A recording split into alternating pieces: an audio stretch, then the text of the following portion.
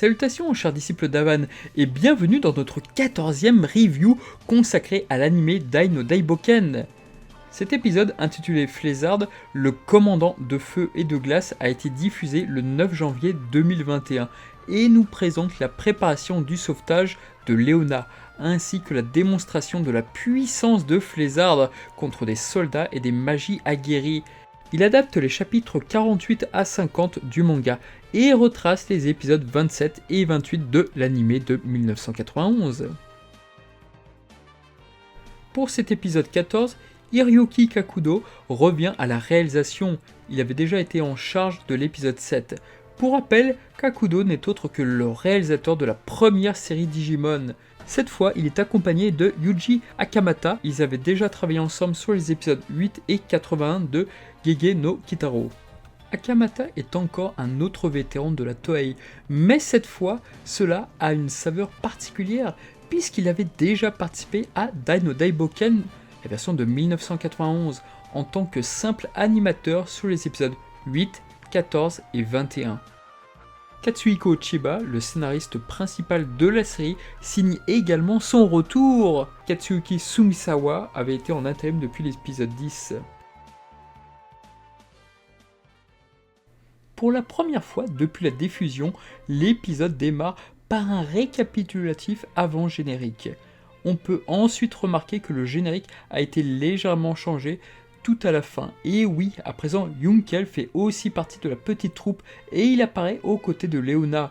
De quoi nous donner un petit indice sur la suite des aventures de nos héros, mais nous n'en dirons évidemment pas plus. Cet épisode débute tandis que Baduk répare le plastron en acier de Dai pendant que Pop se prélasse en arrière-plan dans un style très proche de la planche d'origine. À ce moment-là, dans l'anime de 1991, Baduk se targuait d'être un des meilleurs inventeurs du royaume, et Pop lui faisait remarquer qu'il leur avait affirmé précédemment qu'il était une de ses meilleures lames de Papnica. En effet, ça a l'air beaucoup pour un seul homme. Le vieux soldat répondait alors que l'on pouvait aller avec l'autre, ce qui faisait rire de bon cœur nos amis. Cette scène est aussi présente dans cette nouvelle adaptation, mais un peu plus tard, quand il a fini de réparer le plastron. En ce sens, c'est beaucoup plus fidèle au manga et une des planches savoureuses d'un Pop dubitatif a été reprise pour notre plus grand plaisir. Pendant que Baduk s'occupe du plastron de Dai, le jeune magicien s'inquiète de l'état de Mam qui est perdu dans ses pensées et songe au sacrifice de Yunkel. La scène est bien retranscrite et fidèle au manga car malgré ses sentiments évidents à l'égard de la jeune fille, Pop essaye de la réconforter. Sans le savoir, Mam tourmente Pop en lui révélant son attirance et son désir d'aider Yunkel, ayant vu en lui un regard empli de tristesse. Cette conversation sera fondamentale dans le développement des personnages, et elle a bien été amenée ici. On n'a pas cette désagréable sensation de rush durant cette scène, et c'est agréable de leur avoir laissé le temps de s'exprimer. Pour autant, certaines planches n'ont pas été reprises telles quelles, ainsi Pop a l'air de faire un peu moins le pitre quand il dit que Yunkel a forcément survécu. L'ancienne adaptation marquait aussi ce trait de caractère, et on pouvait voir sa maladresse et sa dualité entre le désir de la soutenir et son amour envers elle. Cela tempère un peu le caractère du personnage, mais ce n'est pas pour autant choquant, d'autant qu'il continue après de rouer de coups un pauvre arbre pour se défouler. D'ailleurs, un passage de l'anime de 1991 qui n'était pas dans le manga n'a pas été repris. Pop courait pour attraper Gomme qui se réfugiait dans la poitrine de Mam, et évidemment les mains de Pop se retrouvaient dessus, se prenant alors une belle baffe. Suite à cet interlude, nos amis ne savent pas par où commencer pour chercher Leona, le continent d'Olkia étant bien vaste. Baduk semble avoir un éclair de génie et se met à hurler en demandant à nos héros de l'accompagner au temple de Papnica. Comme précédemment, le caractère loufoque de Baduk a été atténué. La planche du manga présentait d'ailleurs l'équipe en train de sursauter suite à sa réflexion. Dans l'anime de 1991, ce côté comique était également bien plus mis en avant à ce moment-là. On retrouve donc notre équipe de retour dans la ruine de Papnica, et d'ailleurs c'est un des plans les plus faibles de l'épisode dans lequel Pop a une tête vraiment bizarre et semble être au bout de sa vie. Baduk explique que des fusées de détresse sont stockées dans le sous-sol du temple et qu'il faudrait les utiliser pour alerter Léona de leur victoire. Une grosse pierre les empêche de passer et Dai utilise un slash-terre de flammes pour le détruire. Techniquement, la scène est très réussie, avec différents plans très classe et des effets pyrotechniques convaincants. Ça a vraiment de la gueule, surtout pour une scène a priori anodine, et c'est bien mieux que dans l'ancienne adaptation. Par contre, si on compare avec le manga et l'anime de 91, quand Dai invoque Mera sur son épée, les réactions semblent bien différentes. Ici, on a l'impression que Pop et Mam sont impressionnés, tandis que dans le manga, leurs visages sont affolés, et c'est encore plus visible dans l'ancien animé, en particulier quand Pop lui dit d'arrêter, avec un effet très comique propre au personnage. C'est aussi le cas de la planche quand le personnage voit le résultat de l'attaque. La tête de Mam était ainsi à mourir de rire. Cette scène crue 2020 est donc mieux réussie techniquement et plus intense, mais vraiment moins drôle, et ça, c'est un peu dommage. Par contre, dans cette nouvelle adaptation, Pop indique à Dai qu'il aurait fallu utiliser un slash-terre de glace, et ça, ce n'est pas dans le manga et c'est plutôt bien vu. C'est une réflexion intelligente de la part d'un magicien. Évidemment, toutes les fusées ont pris feu et le signal est complètement illisible, étant donné que toutes les couleurs sont présentes alors qu'il n'aurait fallu utiliser que du rouge. Dai s'excuse et en reste penaud. Et d'ailleurs, une planche n'a pas été reprise, dont une dans laquelle Dai se faisait tout petit avec une boîte de cigarettes pour représenter l'échelle. C'est dommage d'avoir retiré ça et on a vraiment la sensation que tous les éléments humoristiques de cet épisode ont été édulcorés. Dans l'anime de 1991, une scène inédite entière était dédiée à l'équipe de faux héros qui voyaient au loin les feux d'artifice. Les villageois pensaient alors qu'il s'agissait des vrais héros et Héros se faisait passer pour Gomme avec son casque. C'était franchement marrant, mais bon, ça n'apportait pas grand chose à l'intrigue, j'en conviens. Malgré l'utilisation de différentes couleurs dans les fusées, la montgolfière de Papnica débarque avec à son bord la superbe Amy qui ne laisse d'ailleurs pas indifférent notre cher Pop qui en rougit. Amy est interprétée par la très célèbre Yui Ishikawa qui s'est fait connaître pour son rôle de Mikasa dans l'Attaque des Titans, mais elle est aussi connue pour avoir doublé Tubi dans Nier Automata ou Violette dans Violet Evergarden. Le design de cette jeune femme ne laissera pas indifférents les amateurs de la série puisqu'il a été complètement revu.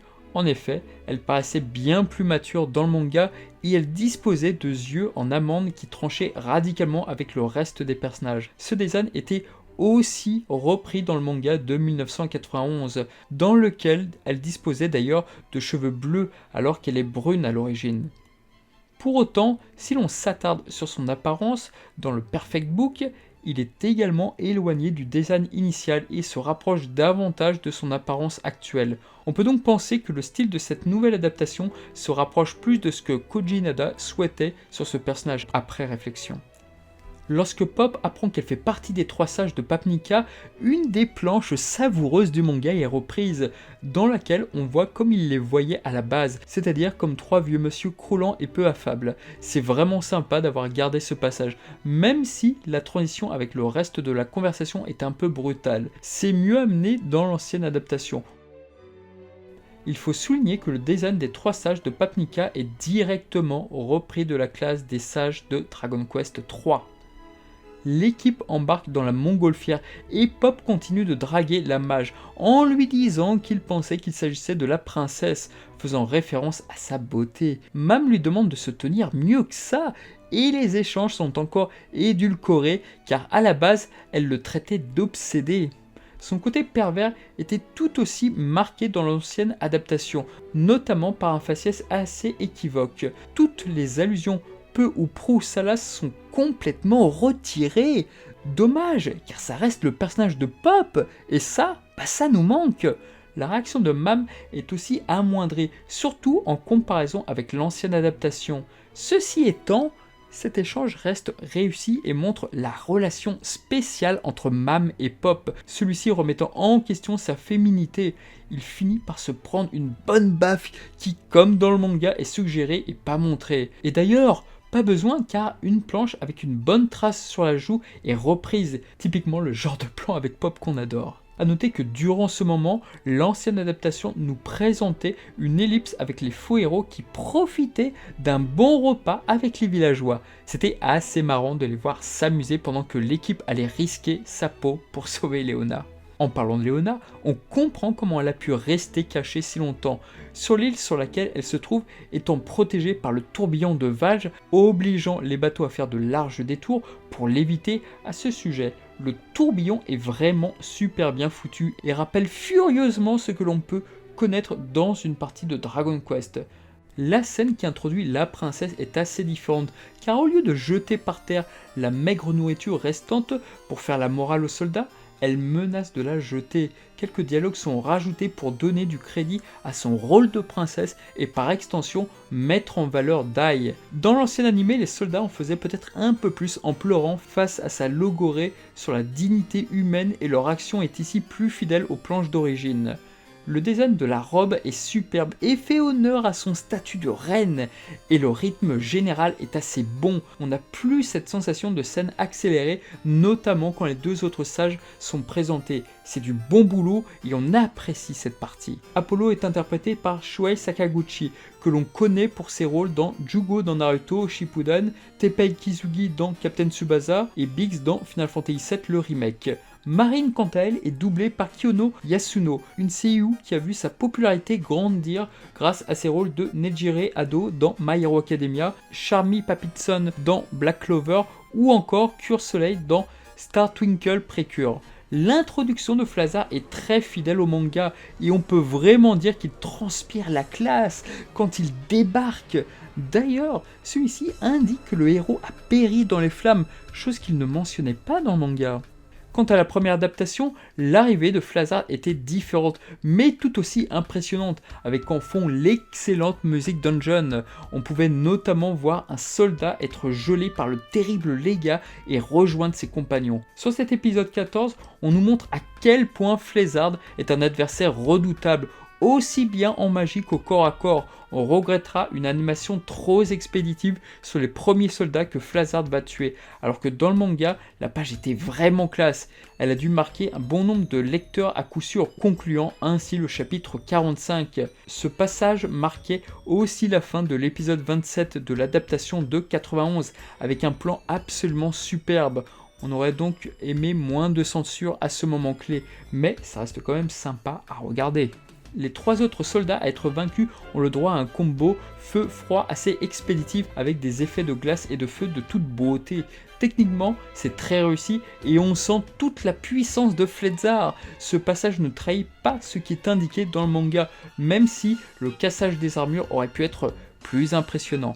Pour autant, les planches d'origine sont vraiment bien retranscrites et c'est vraiment un plaisir de voir le général se la donner sans réserve. Apollo est le seul à ce moment-là à comprendre la situation et demander à Marine de l'aider en envoyant conjointement un des sorts de feu et de glace, et pas des moindres, Merazoma et Yaden. Les effets sont sympathiques, mais ils auraient été sympas de faire s'entremêler les sorts comme c'était le cas dans l'ancienne adaptation, car ça avait de la gueule, regardez. De la même façon, on aurait aussi aimé voir le visage complètement blasé de Flazard quand il reçoit les attaques et les absorbe sans aucune difficulté, car ça montrait vraiment la différence de niveau. Mais bon, franchement, là, on pinaille, ça reste vraiment bien, et l'animation ainsi que les dessins étaient de qualité. Apollo va étonner un peu le légat grâce à son sort très rare, le Fubar, le super isolation, qui lui permet de se protéger des magies offensives. Il est dommage que sa prestation soit aussi brève, tant le personnage est charismatique. C'est cette défense a priori impossible à percer qui permet à Flazard d'introduire sa carte maîtresse, le Finger Flame Bombs. Une scène que tout le monde attendait et qui est réussie. Bon, on va pinailler un peu, l'effet des Merazoma aurait pu être plus travaillé, un peu comme ça. Les effets typiques des années 90 manquent durant cette scène où l'on pouvait ressentir toute la puissance de l'impact et une mise en scène globalement bien plus stylée. Plus problématique, mais là on s'y attendait, un passage violent saute à cause de la censure, celui dans lequel Flazard s'en prend cruellement à Marine et lui brûle le visage. On a d'ailleurs de la peine à comprendre ce qu'il se passe dans cette adaptation, et il y a fort à parier, ceux qui ne connaissent pas l'œuvre originale ne vont pas se rendre compte de ce que Flazard a infligé à la pauvre Marine. Cette scène était d'ailleurs absolument atroce dans l'animé d'origine, où l'on pouvait entendre à la fois les rires de Flazard et les cris de la jeune femme.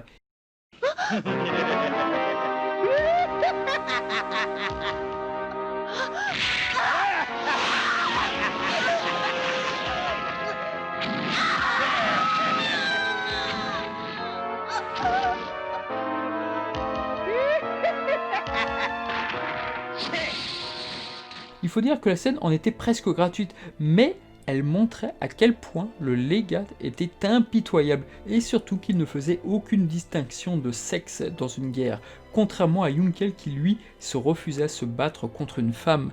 Là où la censure n'était parfois que graphique et ne nuit pas forcément à l'intrigue, ici elle est vraiment dommageable car cette scène permettait de prendre la mesure de la cruauté de ce terrible légat.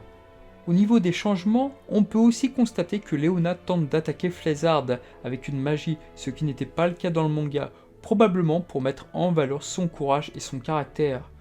Dai fait éruption au bon moment, avec la musique qui va bien, donnant probablement des frissons à plusieurs d'entre nous. Son arrivée est également accompagnée d'un superbe Mera qu'il utilise pour détruire la glace que Flazard lui envoie, et d'une punchline digne d'un héros de shonen. On y est, l'arc tant attendu va pouvoir commencer. Malgré quelques plans ratés sur la première partie et un cruel manque d'humour à certains moments clés, l'épisode tient ses promesses. On pourra regretter certaines réactions amusantes de l'équipe quand Dai utilise le slash terre de flamme, ainsi que la réaction du petit héros se faisant tout petit. Baduk est plutôt bien mis en avant avec quelques bons moments loufoques, même si cela reste encore bien édulcoré comme on a pu le voir. Techniquement, plusieurs scènes sont vraiment sympas à regarder, l'image du slash terre flamme et du finger flame bomb, le design d'Amy pourrait peut-être décevoir par rapport à la manière dont elle était dessinée dans le manga, mais elle semble toujours autant faire un petit effet à pop. Et après tout, c'est peut-être ça le plus important à retenir. Les deux autres sages sont bien intégrés dans l'intrigue, et Leona est également bien mise en valeur. De plus, la relation compliquée entre Mam et Pop commence à se développer, et du temps a été consacré pour que leurs échanges ne soient pas rushés. Enfin, l'introduction de Flazard est réussie et permet de comprendre l'ampleur de sa puissance, même si certains passages ont été censurés, en particulier lorsqu'il dévisage Marine. Sa cruauté est donc atténuée. C'est dommage, mais bon, on s'y attendait avec ce type de scène. En résumé, un très bon épisode avec un rythme agréable et de bons moments. On a vraiment hâte d'être à la semaine prochaine. Cette 14e review est désormais terminée, nous espérons que vous l'avez appréciée. N'hésitez pas à nous faire part de vos commentaires et à vous abonner à la chaîne pour ne rater aucune de nos vidéos. Vous pouvez également nous suivre sur nos réseaux sociaux respectifs qui sont en lien dans la description. Prenez soin de vous, chers disciples d'Avan, et à la semaine prochaine.